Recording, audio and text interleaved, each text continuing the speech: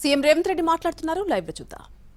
మిత్రులు శాసనసభ్యులు డాక్టర్ కవ్వంపల్లి సత్యనారాయణ గారిని, మరో శాసనసభ్యులు లక్ష్మీ కాంతారావు గారిని, డాక్టర్ రాగమయ్య శాసనసభ్యులు గారిని, నాగరాజు ఎమ్మెల్యే గారిని, శ్రీ గణేష్ ఎమ్మెల్యే గారిని,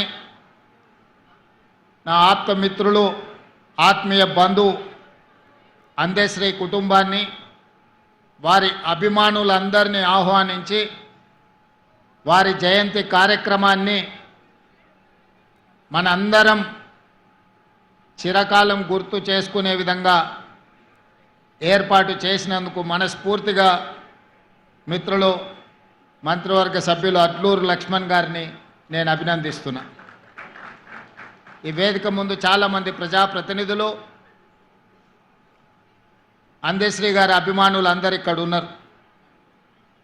మీ అందరికీ లేదా 4 కోట్ల తెలంగాణ ప్రజలకు అందేశ్రీ గారు కవిగానో, గాయకుడుగానో, తెలంగాణ ఉద్యమకారుడుగానో పరిచయం ఉండొచ్చు. నాకు మాత్రం కవి, గాయకుడు, తెలంగాణ ఉద్యమకారుడే కాదు, నాకు అందేశ్రీ ఒక ఆత్మ బంధువు. తెలంగాణ రాష్ట్రం ఏర్పడిన తర్వాత తెలంగాణ రాష్ట్రంలో జరుగుతున్న పరిణామాలు,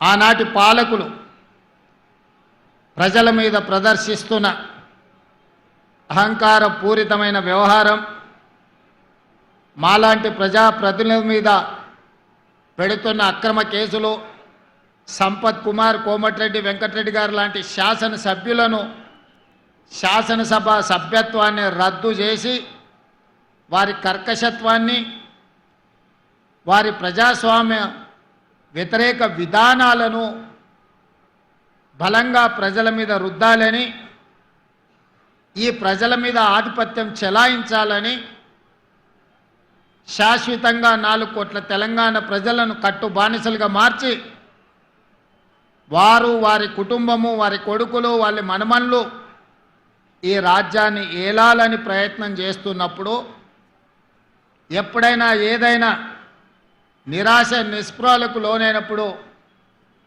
అందేశ్రీ గారు స్ఫూర్తిగా నిలబడేవాళ్ళు.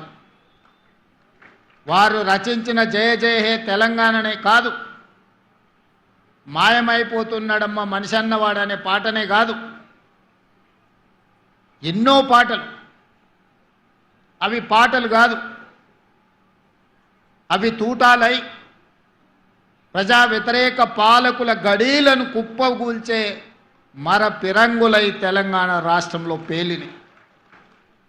ఆ స్ఫూర్తే ఎన్ని కేసులు పెట్టినా, ఎన్నిసార్లు జైలుకు పంపించినా, లొంగ తీసుకోవాలని వాళ్ళు ప్రయత్నం చేసినప్పుడల్లా ఒక ధైర్యం, గుండె ధైర్యాన్ని నింపుకోవడానికి అందేశ్రీ గారి గానాన్ని, వారి గళాన్ని వినేవాడిని. వారి గానంలో ఉన్న గొప్పతనం, వారి గళంలో ఉన్న స్ఫూర్తి, ఈనాడు నేను తెలంగాణ రాష్ట్ర ముఖ్యమంత్రిగా బాధ్యతలు నిర్వహిస్తున్నా అంటే ఆ స్ఫూర్తి నాలో రగల్చిన మాట నిజమని నేను ఈ సందర్భంగా చెప్పదలుచుకున్నాను. మిత్రులారా, ఆనాడు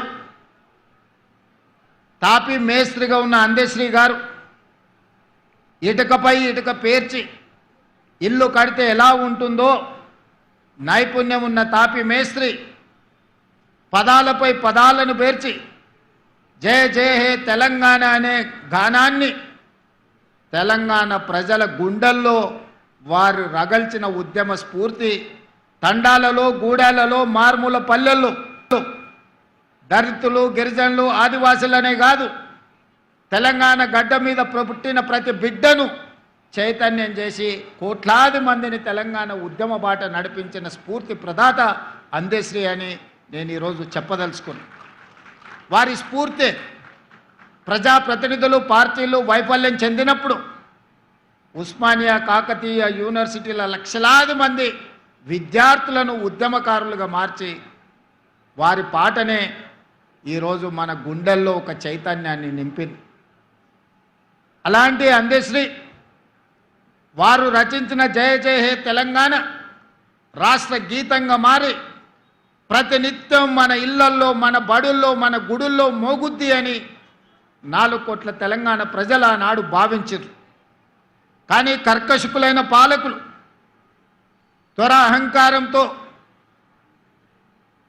పరిపాలనను అందించే వాళ్ళు అందశ్రీ మాటను, పాటను, గళాన్ని నిర్బంధించాలి, నిర్మూలించాలి అని కుట్రపూరితంగా 10 సంవత్సరాలు ఆ పదాన్నే వినిపించనీయకుండా అందశ్రీ మీద కక్షతోని ప్రజలై పాడుకున్న జయ జయ హే తెలంగాణను కప్పిపుచ్చే ప్రయత్నం చేసిరు.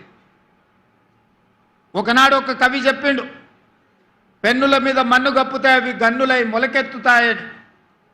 నిర్బంధించాలనుకున్న దొరలు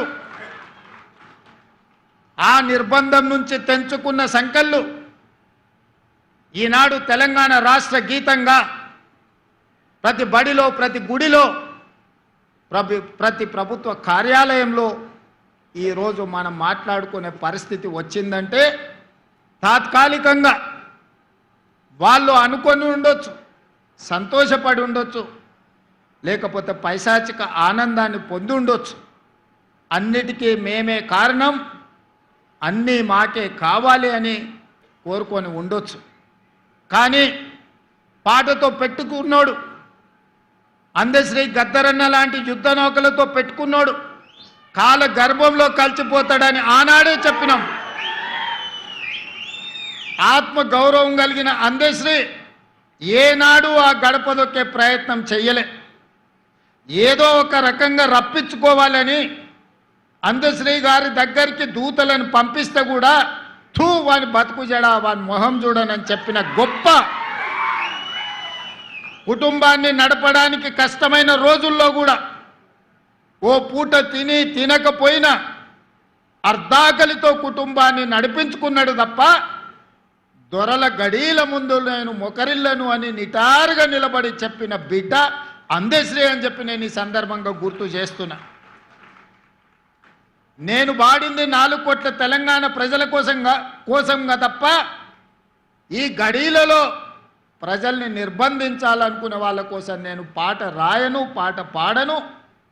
అలాంటి వాళ్లకు చరిత్ర ఖచ్చితంగా గుణపాఠం చెప్పుతుంది అని చెప్పి అందశ్రీ గారు ఎన్నోసార్లు నాతో మాట్లాడడం జరిగింది. ఆనాడు ఏ విధంగా ఎట్లయినా సరే 600 అటు సూర్యుడు ఇటు మొలిసినా సరే ఈసారి ఎన్నికల్లో గడీలను బద్దలు కొట్టాలి. ఆ గడీలను బద్దలు కొట్టాలంటే తెలంగాణ సమాజంలో ఉన్న యువకులు మర పిరంగులై పేలాలి అని ఆలోచనతోని నేను అందశ్రీ గారిని కలవాలనుకున్నా. అందరు రాజకీయ నాయకుల్లాగానే మాట మాట్లాడితే మాట తర్వాత మర్చిపోతారన్న అనుమానంతో అందశ్రీ గారు నన్ను బహిరంగంగా కలవడానికి కూడా ఒకసారి ఇష్టపడలే. నేను చెప్పిన ఒకసారి కలవడం వల్ల మీ అనుమానాలైనా తొలగిపోవచ్చు, నా అవగాహన అయినా పెరగవచ్చు. కలవడం ద్వారా తెలంగాణ సమాజానికి మేలే జరుగుతుంది తప్ప ఎవరికి అన్యాయం జరగదని నమ్మకం, విశ్వాసం, భరోసా అందశ్రీ గారికి కల్పిస్తే ఒక మిత్రుడి ఇంటిలో అందశ్రీ గారు కలిసిండ్రు. 10 నిమిషాలు ఉంటా, అంతకు మించి నేను ఉండను అని ఆనాడు అందశ్రీ గారు అన్నారు. 5 నిమిషాలకైనా మనం కలుద్దాం. ఈనాడు మనందరం ఏకలు కావాల్సిన అవసరం ఉన్నది.